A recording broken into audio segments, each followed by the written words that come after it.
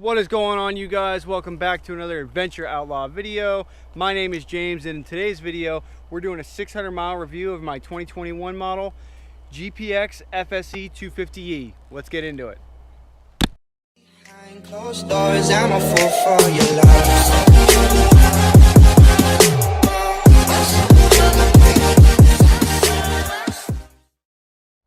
Alright guys, let's get into the 600-mile review. I'm going to go back over the bike completely like I did on my 200-mile review. That way if you hadn't seen that video, you really don't have to go back and watch it. Although you should, just like you should like and comment and subscribe, because it really helps me out. So yeah, if you haven't seen these before, you haven't seen the other video, or this is the first video you're seeing on this bike, this is a 2021 model a Gpx FSE250E. This particular model is the full-size air-cooled model that GPX has in their lineup, and I'm just going to go back over the whole thing from top to bottom, tell you the things I've changed, things I haven't had to change, things I want to change, things that are broke. Okay, so first thing I'm going to start off with, I'm going to go back over the top from top to bottom just like I did in the original video. The one thing that I've actually just started having trouble with today is my key. My key, I have to wiggle it to get the freaking dashboard to work now. So I don't know if that's a key problem or the connector that goes into the ignition. I'm not really sure yet. So far though, 600 miles, all the controls are holding up good. I've wrecked multiple times, haven't wrecked anything over here.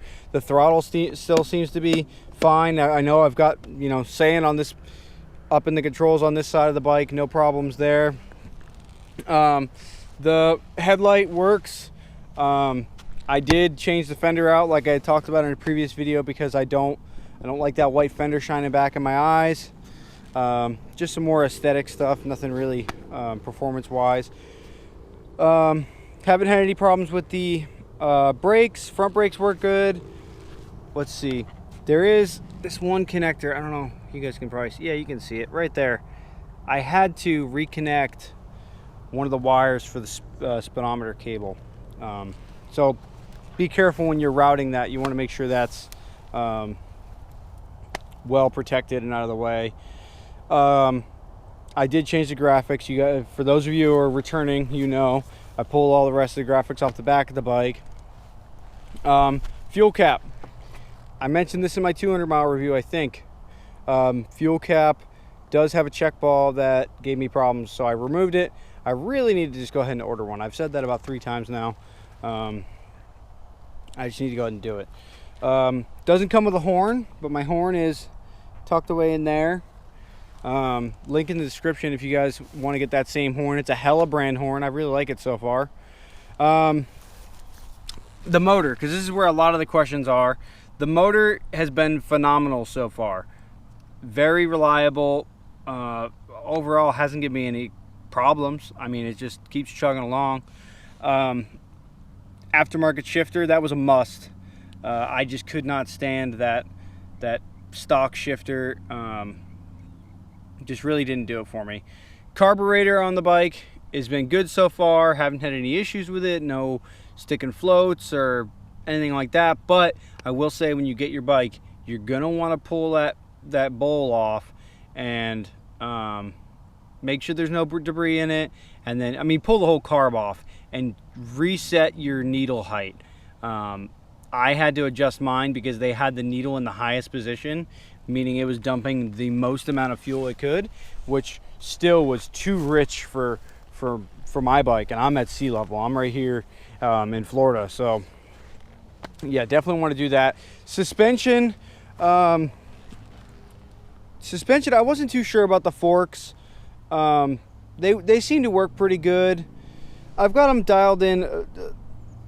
I don't know, it might be a little hard for some people's likings. Sometimes I wish it was a little bit harder. Maybe I had like a progressive spring. But overall, like if you're comparing this bike to a CRF 230 or TTR 230 or whatever the TTR is, one of those kind of bikes. I've seen some people compare it to the XT250, I think it is. The suspension on these is just, it's far superior. Rear suspension works pretty good. I really haven't had to mess with that. I think I adjusted it once and haven't touched it. I'll be honest, I haven't even set the sag on my bike. I probably need to do that. So that's it for suspension. Controls are good. I really like the controls. I mean, I did talk about the other shifter over there. Brake pedal's been good. It might be a little tweaked. These foot pegs are holding up pretty good. The exhaust, going back to the engine stuff, I don't have the plug in it. I don't have the silencer. I just kind of like it like that. At first I wasn't too crazy about it, but it sounds good. I do have a burn mark on the bottom here from that sticker. I had talked about that in another video where it lit on fire the first time I rode it, which was very concerning. But yeah, it ended up just being I rode with the choke on like a dummy and ended up getting the muffler so hot that it melted my sticker. Rear brakes, same thing with the front. No problems there. I mean, they're working good. I do clean them out as much as possible. There's a lot of sand where I ride, so. Sprocket, in my opinion, if you plan on dual sporting this bike, if you plan on riding this bike on the road for any amount of time, really, 45 miles an hour or more, change that sprocket out. I went to a 40 tooth. I'm probably going to go to a 42 tooth when that chain is whooped. When it's time for a new chain, I'm just going to get a new chain and sprocket. I'm going to go to a 42 tooth. I think that's going to be the sweet spot. It's going to be a little bit higher RPM going down the road, but we're talking 2 teeth. We're not talking like I'm going to a 50 tooth sprocket or nothing like that. Now, if you aren't planning on riding this bike in the woods, I mean on the trail, and you're only planning on, if you're not planning on riding the bike on the road and you're only going to be in the woods on the trails, then I would suggest maybe even going up 2 teeth or 4 teeth from stock. Stock is 46 teeth. I see a lot of guys are happy with that 48 to 50 tooth range. And if you're really trying to do some billy goat stuff and you're trying to keep up with some hard enduro guys out west, maybe go to a 52 tooth. I'm not really an expert there, as you can tell. Not a lot of mountains around here, down here in the swamps. Trying to think what else. They don't come with the rear blinkers installed when you get the bike, and that was a challenge finding where the plugs are. They're behind this panel right in here somewhere. I tore the whole other side of the bike apart to find that out the hard way. The seat, man, I've heard a bunch of complaints about the seat. A bunch of people online have complained about the seat. I mean, I guess if I was trying to ride this thing from here to Mexico, I might complain about the seat a little bit more. Or if I was going to go ride the Trans-American Trail, I might complain about the seat a little bit more. But if you're doing the kind of stuff I'm doing, dual sporting, putting around through the woods, riding it to work every once in a while, that seat ain't that bad. I actually really like it. It's got plenty of grip. I mean, it'll hold you right in the saddle where you want to be. So thumbs up for me on the seat. I think they did a fine job. If you're a little bit more 10 ply, then maybe you want to get a what are those seats everyone gets? Seat concept seats. Personally, I don't think the seat's that bad.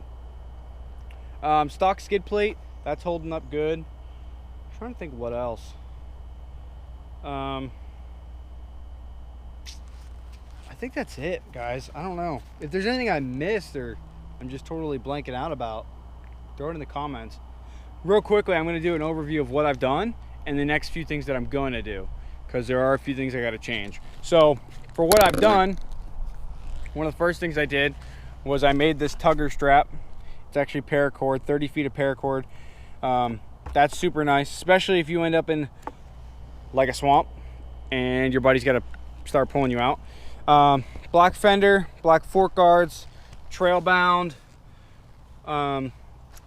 fork shrink. I'm gonna get the top ones. I mentioned that before.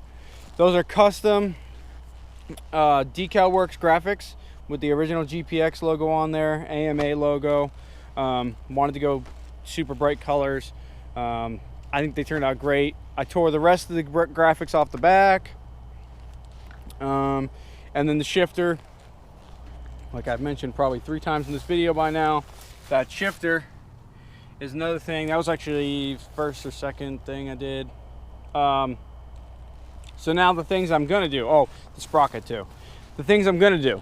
So for things I'm gonna do, I'm going to put a different headlight on this bike.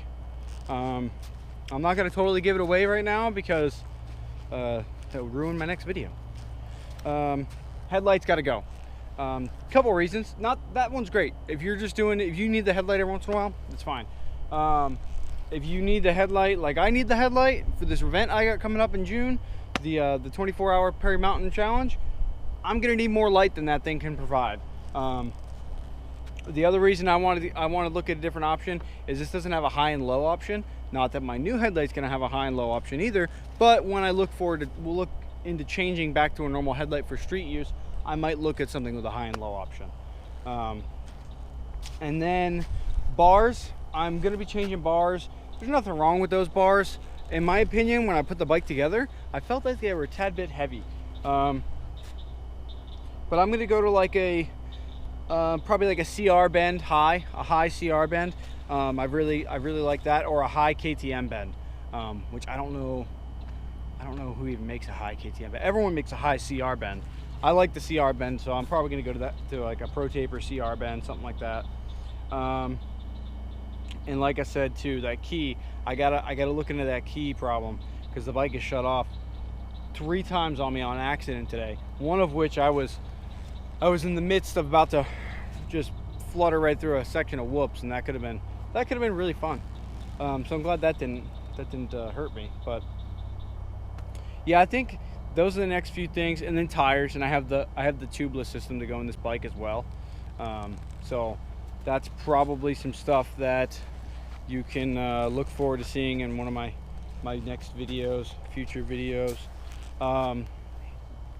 And then graphics, I have to, or not graphics, but backgrounds. I gotta get some backgrounds for this thing, for the race coming up. If there's anything you guys want to see, anything you guys think I missed or need to talk more about, let me know. I think that's it. I like it, guys. It's a good bike. If you're looking for air-cooled, super fun bike with pretty good suspension compared to its competitors, meaning, you know, that CRF 230, or I think it's actually a 250 now. You know, basically a trail bike. If that's what if you're looking for something to compete with one of those but has better suspension, this bike wins. There is talk of a 300cc big bore kit on the way. I know it was a 265 before, but Joe has recently changed it and said he's going to a 300. So hopefully I can get my hands on one of those, because that'll be super fun. Oh, the other major thing that I totally forgot about, I don't know why, but the one engine upgrade I've done, other than adjusting the carburetor, which isn't an upgrade, I did the 4-degree timing key. That is something that I did, and I like that. If you guys want to see those videos, I have 2 videos on it, an install and a review. Go check those out for sure. But I think that's it for today, guys.